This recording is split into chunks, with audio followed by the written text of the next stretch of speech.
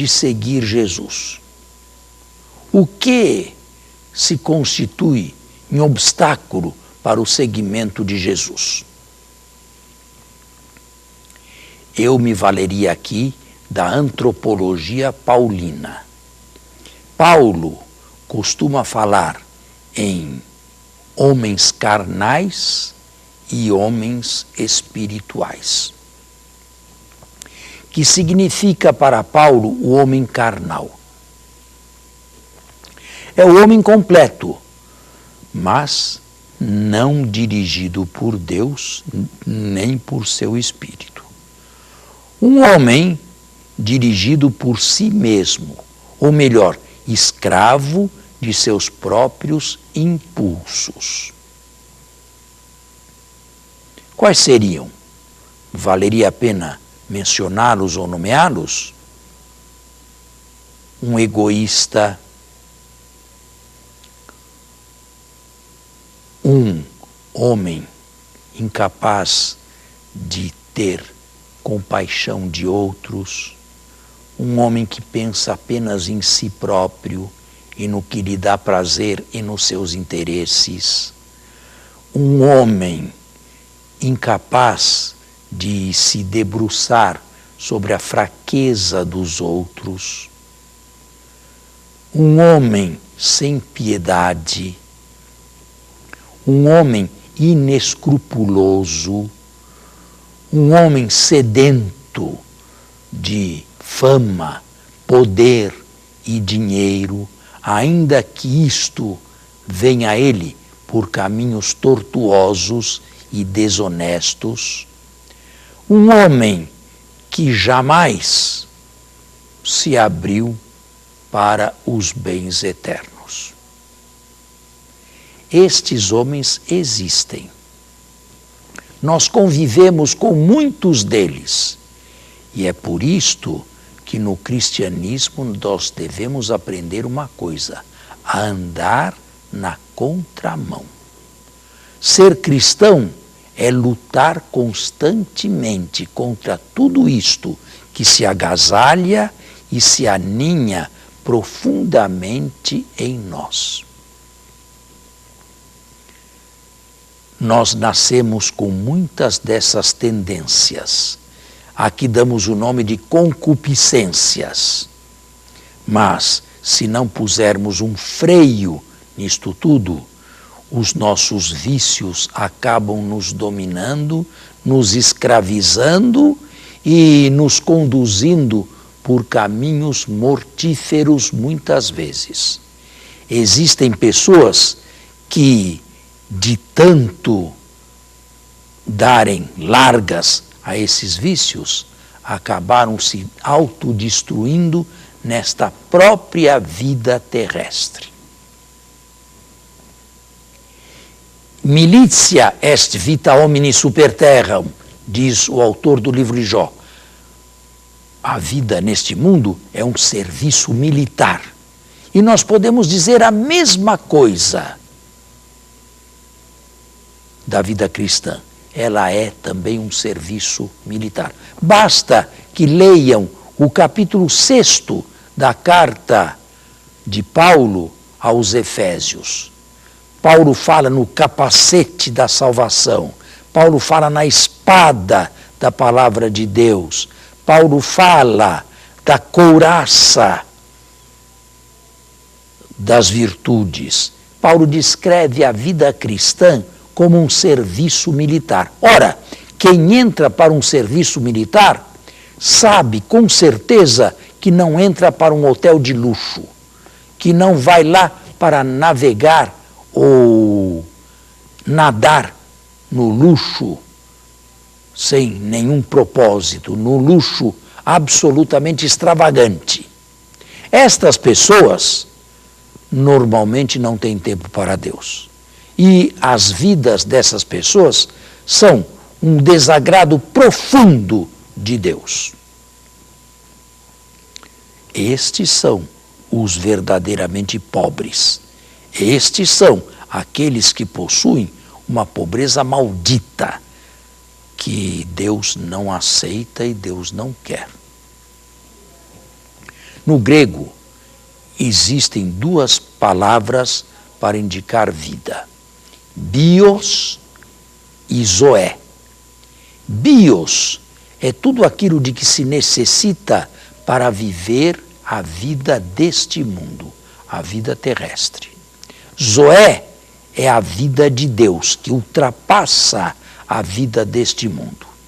Nós poderíamos dizer que o pecado destes carnais é estarem tão cheios de bios, tão cheios de realidades mundanas, que a eles não lhes interessa a vida que Deus oferece.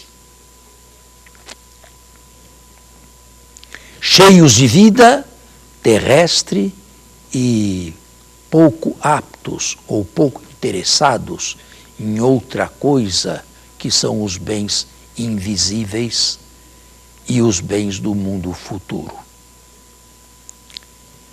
A coisa não é uma exceção. São muitos os que vivem desta maneira.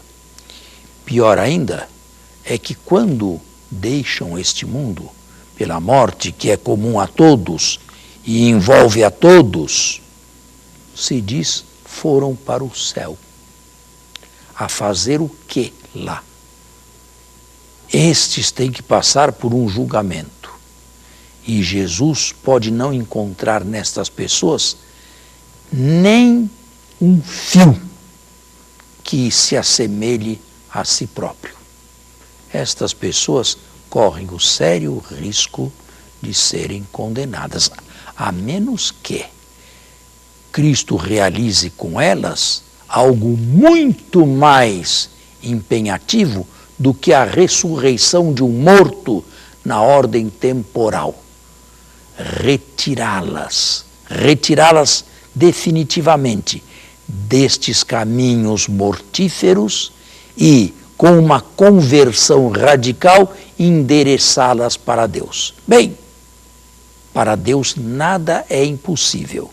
E podemos acrescentar, Deus não se alegra com a morte do pecador, com sua morte eterna, com sua condenação. Mas também é preciso dizer que para tudo existe um certo limite. E Paulo, na carta aos Gálatas, afirma que de Deus não se zomba. Com outras palavras, com Deus não se brinca. Aquilo que o homem tiver semeado é exatamente o que colherá no futuro, quando esta vida se puser ou quando esta vida se perder no momento da partida deste mundo. Ou Deus, ou este mundo naquilo que é contrário a Deus. Ou Deus, ou o dinheiro. Ou Deus, ou o poder para se balançar sobre os demais, apenas como gesto de soberba e de vaidade. Ou Deus, ou o egoísmo, ou o serviço do próximo, que é também o serviço de Deus, ou o serviço unicamente endereçado a si mesmo. E endereçado também para levar a ato o próprio desejo de prazeres carnais. Contrariamente ao homem assim descrito, ao homem carnal, existe para Paulo o homem espiritual. Este também é carnal sob certo aspecto. Este também tem carne e ossos, só que a diferença do outro, e radicalmente diferente do outro, este aqui se deixa conduzir não pelos seus impulsos, mas pela graça de Deus no Espírito Santo. Este sim busca os caminhos de Deus. Este é aquele capaz de entrar pela porta estreita. Este é aquele que não teme os que o ridicularizam ou dele se afastam por não verem nada em comum entre a mundanidade e este homem aqui. Estes são aqueles que se deixam imbuir de Jesus Cristo. São poucos ou são muitos? O Evangelho nos faz Jesus dizer: muitos são os que entram pela porta larga que conduz à perdição. Poucos os que entram pela porta estreita que conduz à vida. Mas não entrou em cálculos matemáticos, para não desesperar uns e encher outros de autoestima e de capacidade para, por conta própria, acabarem na vida eterna ou terminarem no paraíso. Para que uns não se desesperem e para que outros não presumam de si mesmo, com suas próprias forças. Existe, em primeiro lugar, o mundo que nos circunda. E mundo aqui, cosmos, não tem um sentido neutro. Não é o universo. Mundo aqui tem um sentido pejorativo. Isto é tudo aquilo que aqui existe e que Deus detesta. É tudo aquilo que aqui se faz ou se pratica sem buscar o agrado de Deus.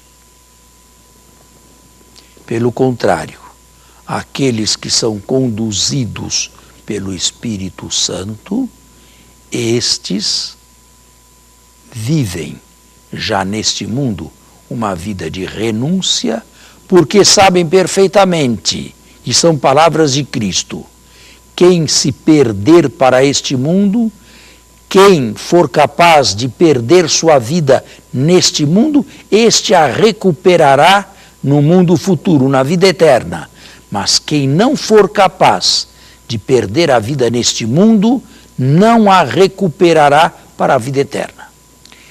Impossível querer ser mundano, no pior sentido do termo, e ao mesmo tempo ser de Cristo.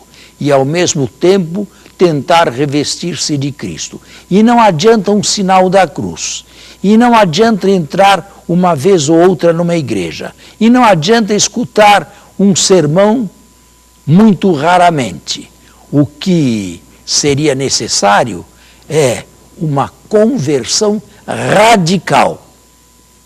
Repito, Deus é capaz de conceder esta graça, mas é uma graça que se deixa ver na vida de poucas pessoas. Na verdade, não quero ser pessimista. Conhecemos pessoas que se converteram ao longo da vida daquilo que eram e se tornaram discípulos autênticos de Jesus. São todas as pessoas que começaram mal, começaram muito mal e conseguiram, com a graça, terminar bem. Claro, é preferível isto a começar muito bem e depois terminar mal. As portas, no entanto, estão abertas em ambos os sentidos e para ambos os lados. Quanto de mundo existe em mim? Não se espantem.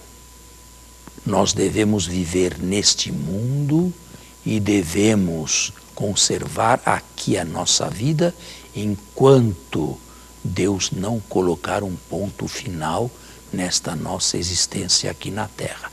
Mas também, mais uma vez, quando eu falo em mundo, e mundo que nos afasta de Deus, eu me refiro a tudo aquilo que é valor, que é prezado, que é buscado neste mundo aqui, mas não tem nenhum valor para Deus. Coisas que Deus abomina, coisas que Deus detesta, coisas que não nos aproximam em nada de sua pessoa. Perda de tempo total. É possível chegar ao pináculo dos 70 e 80 anos, olhar para trás e descobrir com espanto que não construiu nada de bem na vida. Tudo o que fez desmoronou. Tudo o que fez foi votado à perdição. Pior ainda é se não houver mais tempo para refazer ao menos alguma coisa em sentido contrário. Deus não quer isto para nenhum de nós, mas também não é um vovozinho mais ou menos esclerosado que passa as mãos nas cabecinhas de quaisquer netos sem minimamente saber de que se trata e o que fizeram, se merecem o carinho ou se merecem reprovação. Antigamente, a igreja parecia ser bastante severa e se falava muito na condenação do inferno. Hoje, são poucos os pregadores que ousam falar desta possibilidade. Uma coisa é verdade, a igreja canonizou a muitos e os colocou no céu. Jamais colocou alguém no fogo do inferno. Mas é perfeitamente possível terminar a vida num fracasso total e existencial. O inferno não precisa ser pintado com cores vermelhas. O inferno não é o fogo que queima, é o coração completamente despedaçado, é a personalidade humana totalmente destruída. Foram feitos para se parecerem com Deus. Deus os chamou a vida inteira: venham até mim e receberão 100 vezes mais, e receberão a divinização. E estas pessoas disseram-lhe: não, preferimos estar onde estamos, preferimos fazer o que é do nosso agrado. E Deus respeita. E Deus respeita plenamente essas opções. Só que não podemos colocar o pecado e a justiça, o pecado e a inocência, o pecado e a virtude num mesmo prato e oferecê-los a Deus. E Deus sabe melhor do que nós distinguir uma coisa de outra coisa.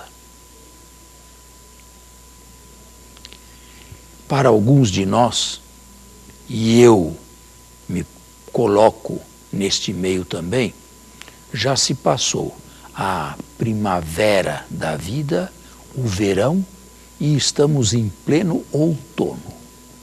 O outono é uma estação bonita, é a estação dos frutos, desde que haja o que colher. É a estação das grandes sínteses que no passado não podíamos ainda fazer. Se alguém ou diversos se encontram já no outono da vida e se olhando para trás não enxergam construções dignas de Deus, Deus lhes dá ainda, mas não sei por quanto tempo. Não posso medi-lo cronologicamente. Deus lhes dá ainda, está dando melhor, um kairós, um tempo para se reconstruir o passado. Uma última hora antes que tombe o sol sobre as nossas vidas, para que nós ponhamos 10 vezes mais fervor nas suas coisas do que foi o contrário na vida passada, que não se recupera mais. Deus deseja mais do que nós ser o nosso Deus. Deus deseja mais do que nós que vivamos eternamente para Ele e juntos de Jesus. Depende de nós querermos ou não nos revestir de Jesus.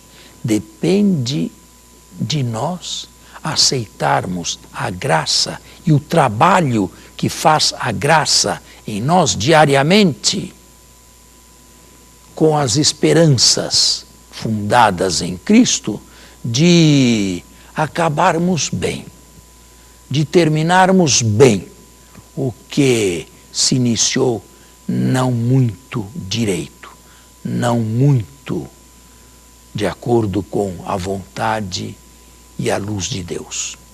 É o que eu desejo para mim, é o que eu desejo para cada um daqueles que fazem retiro comigo, é o que eu desejo para todos aqueles que de uma maneira ou de outra se servem do meu ministério, do ministério da palavra.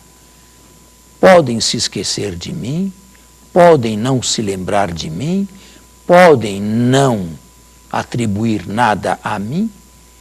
Caminhem sem mim, caminhem, porém, à luz do Espírito Santo.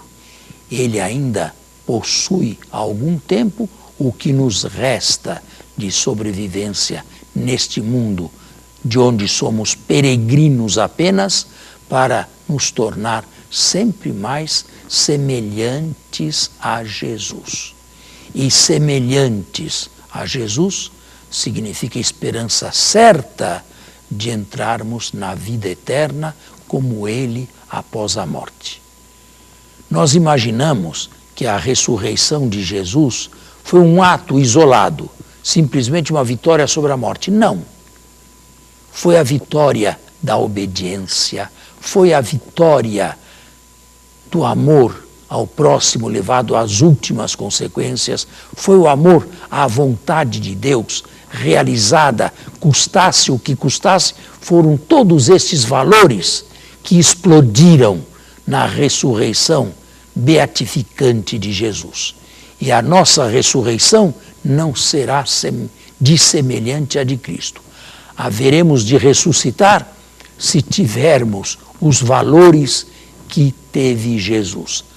A nossa ressurreição para a vida consistirá na explosão em glória de tudo aquilo que for crístico em nós, de tudo aquilo que o Pai reconhecer em nós como valores de Jesus Cristo.